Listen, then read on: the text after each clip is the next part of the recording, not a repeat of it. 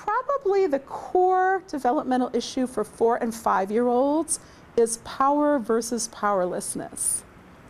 4- and 5-year-olds are cognitively sophisticated enough to know that relative to adults, they don't have very much power, and they would like to rectify that. They are very competitive for power. They have to be first, they have to be biggest, they have to be strongest, they have to be the most powerful. And it's paradoxical because the actual feeling is powerlessness. There's a developmental leaning toward powerlessness. And to compensate for that, they have to prove that they're powerful. And they need to identify with powerful figures. Most of the time, little boys go the superhero route to find powerful figures, and little girls go the royalty route. But not always. Sometimes little girls go superhero, little boys go royalty, but it's the same thing. It's just a different metaphor for power. Who can I identify with that's more powerful than everyone here? They're driven to identify with power because there's a leaning toward powerlessness.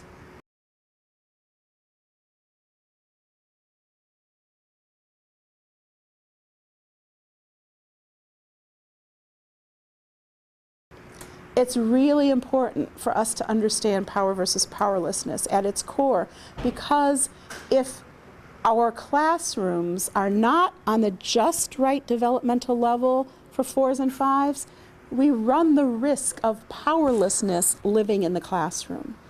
If we're right where they are, and they can feel like, I can do that, look what I did. Education is powerful. School is a powerful place. You can be 4 and still feel empowered. You can be 5 and still feel empowered. If what we're doing is here and where they are is here, we run the risk of powerlessness.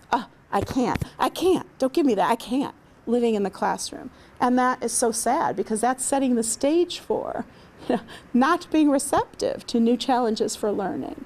And for me, pre-K and K, if you have a Venn diagram, emotional social issues, pre-K and K have more in the overlapping circle in common than K and 1 emotionally. Cognitively, K is in the middle, and there's common ground in both of those circles. But emotionally, pre-K and K have more in common than K and 1, especially around power and powerlessness.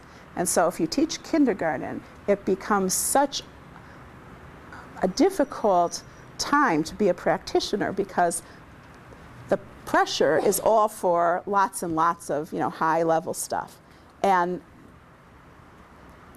you have to figure out how to make that work and make sure that kids are not feeling powerlessness with that. It's not engaging that part of them, because if it does, it's the opposite of what the intention is. So power versus powerlessness is really, really big.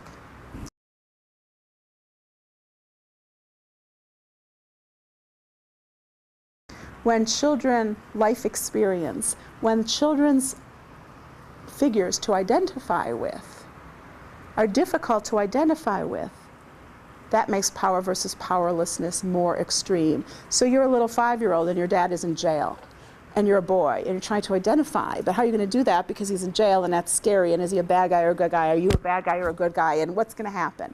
That's scary. And so the power versus powerlessness gets more intense for kids who have really difficult time figuring out how to identify with their core relationship people in their households. It is conflictual for them. They don't quite know how to manage that.